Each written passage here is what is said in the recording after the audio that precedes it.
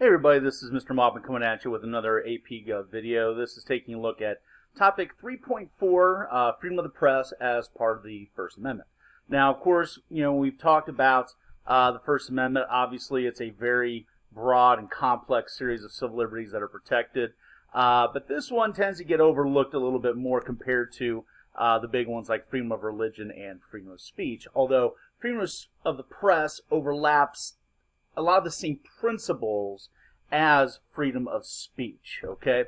And before we get to some examples of that, when we talk about freedom of the press, it's really important to kind of get a sense of, how far should freedom of the press go? How far should it extend?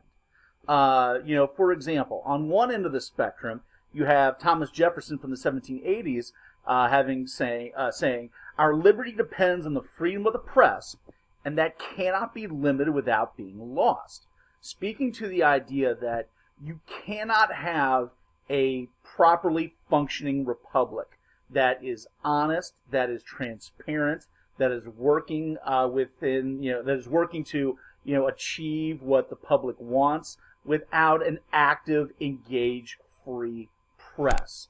In many respects, the press is our advocate as the public. It is the watchdog over the government. It plays that critical role of basically holding the government accountable in a way that we as individuals, we just simply cannot do. Now, that's not to say that the media or the press are the only way that the government can be monitored properly or advocate for the public. I mean, you have other linkage institutions, as we call them, like interest groups and political parties and things like that. But certainly from the founders' perspective, freedom of the press is essential to a free society, a protection from government tyranny for sure. Now, of course, on the other end of the spectrum, we have a much more modern quote from former President Donald Trump, who in 2017 is quoted to have said, "I'm going to open up our libel laws so that when they, the press, the fake news, write purposely negative and horrible and false articles, we can sue them and win lots of money." Now, what that quote from former President Trump is, reflecting is some contemporary concerns about the media.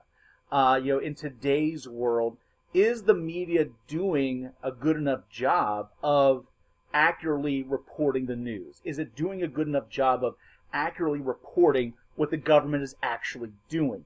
Is the media acting in our interest, or is it only acting in its own self-interest out of a desire to find things that might be salacious and scandalous and negative and things like that can help get more viewers, get more clicks, whatever term you want to use today regarding modern media.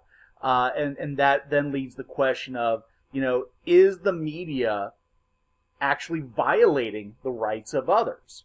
Is it acting in such a way that it needs to have its actions much more strongly regulated by the government? And so the question is, once again, with Jefferson and Trump, you kind of have the two ends of the spectrum there in terms of, what role the media should be playing. From, Jefferson kind of saying that it's absolutely essential and it really should not ever be regulated, to Trump saying that the media doesn't serve much of a positive purpose and should be strongly regulated. The question is, where do we draw the line? How far do we go with this? Just like everything else, the freedom of the press is not unlimited. There are boundaries. But like with freedom of speech, the court has ruled in a way to interpret the freedom of the press to give the media a pretty wide berm in terms of being able to exercise its liberty, to exercise its rights. It's been very, very cautious in terms of attempts to try to limit or regulate the media. So if we're looking at these two extremes of Jefferson and Trump, historically the court has weighed in much more in line with what Jefferson has viewed things versus Donald Trump. An example of this would be the case of New York Times versus Sullivan in 1964. Now, note, this is not one of the required cases that you have to know for the AP test, but it does reflect a basic sense of, how much freedom does the media get to enjoy?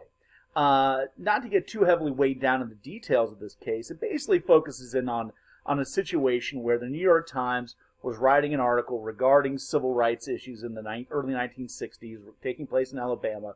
And in one of its articles, it made some mistakes in the article as it was pertaining to an Alabama official.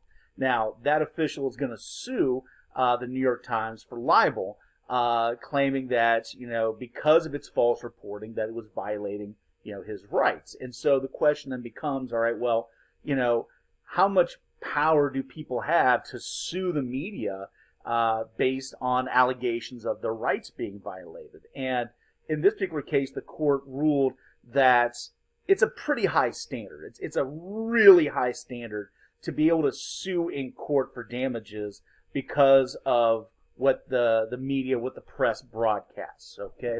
And a lot of this overlaps with what we've talked about before with freedom of speech just in general as it pertains to libel and slander. And so what New York Times versus Sutherland does is basically underscore what we call the actual malice standard. That, in other words, you cannot sue for libel. You cannot sue a media outlet for libel simply because they have, printed false information, inaccurate information. That because the media outlet might be wrong in what they put out there, that's not a high enough standard to sue for libel. That's not enough of a violation of one's individual rights to try to limit what the media is doing.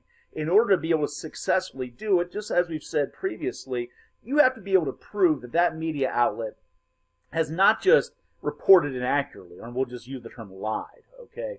But not just lied, but knowingly lied, intentionally lied, and intentionally lied with the goal of trying to, this is where the actual malice standard comes in, with a clear, reckless disregard for somebody else's rights to such an extent that it knows that it's going to be hurting somebody else's rights when they publish that information about them.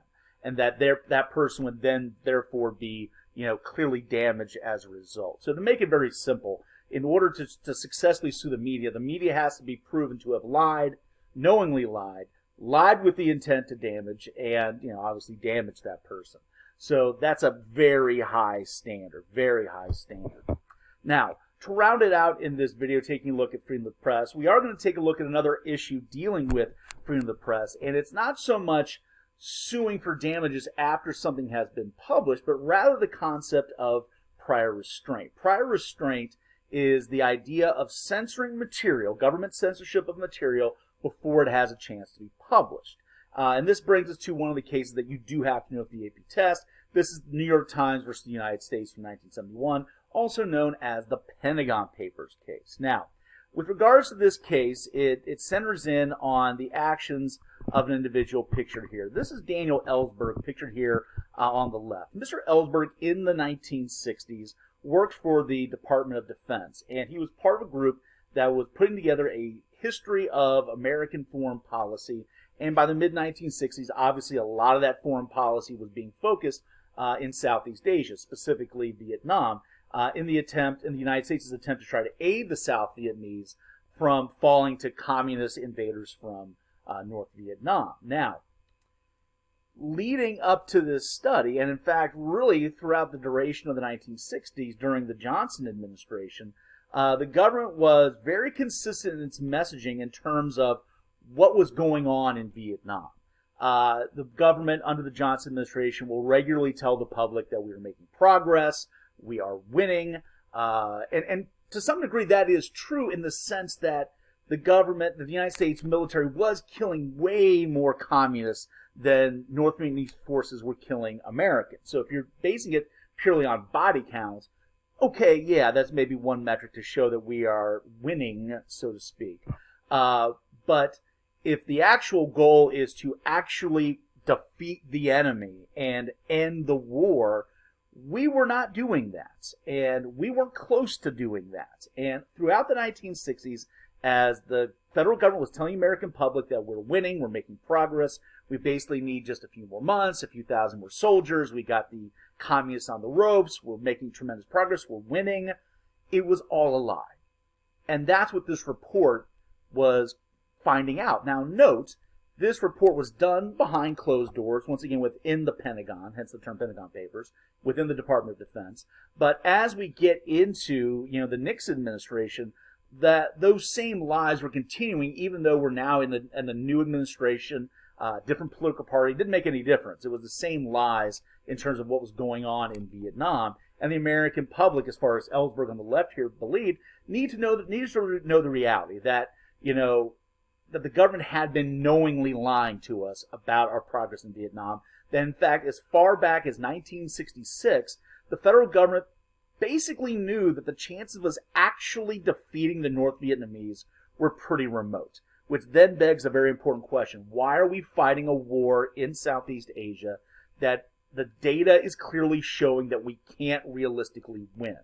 And the conclusion that historians have come up with is basically out of a sense of pride, that neither President Johnson or Nixon wanted to be the president that let Southeast Asia fall to communism. They didn't want to have that legacy of a loss to communism on their record. So what happens in the duration? Well, tens of thousands of American soldiers get killed, hundreds of thousands of Vietnamese get killed, etc., etc. And bottom line, Ellsberg, who had classified access to this information, decides that the public needs to be made aware of it. So he secretly makes copies of these documents and hands them over to the New York Times for them to be published, knowing that when the New York Times publishes this information, it's going to absolutely prove to the American public, those that had already had doubts for years as to whether or not the government was lying to us, this would confirm all of those suspicions and 100% underscore that the war was needless, that it was, a waste of time and money, and most importantly, human lives. Now, note, all right, the Nixon administration is aware that this is going to be published by the New York Times and is very concerned about the political fallout from this. Obviously, if the public finds out that the government's been lying to them for years and years and years, as more and more boys were coming home in body bags from Vietnam, that's going to be devastating politically for Richard Nixon. So Nixon is going to try to issue prior restraint and tell the New York Times that, no, you cannot publish this information. You cannot publish what's in these documents, these Pentagon Papers, if you will, because if you do so, it's going to be threatening national security. And the New York Times will respond by filing a lawsuit and basically trying to make the argument that when the government was engaging in prior restraint, this type of censorship, it was violating their First Amendment freedom of the press rights. And in this case, the court is going to side with the New York Times. Now, note, that doesn't mean that the government cannot ever engage in prior restraint or cannot ever engage in censorship, but you have to make a very, very, very convincing case that that information is going to directly lead to a threat to national security, like human lives, devastating effect to our nation's security. You can't just have a broad definition of national security concerns to block what the media is trying to do, especially if what the media is trying to do is showcase the truth. And in this case, truth about the lies of what the government was engaging in. Once again, why do you need freedom of the press? Well, it's to serve in part as a watchdog of the government, to make sure that the government is being honest in its actions with regards to the public. So this is going to have a long-lasting effect of giving the media much broader opportunities to report information, that just because something that is being published might be politically damaging to the government, that does not give the government the right to censor that information. Okay? All right, we'll leave it there for now. We'll see you next time. Bye-bye.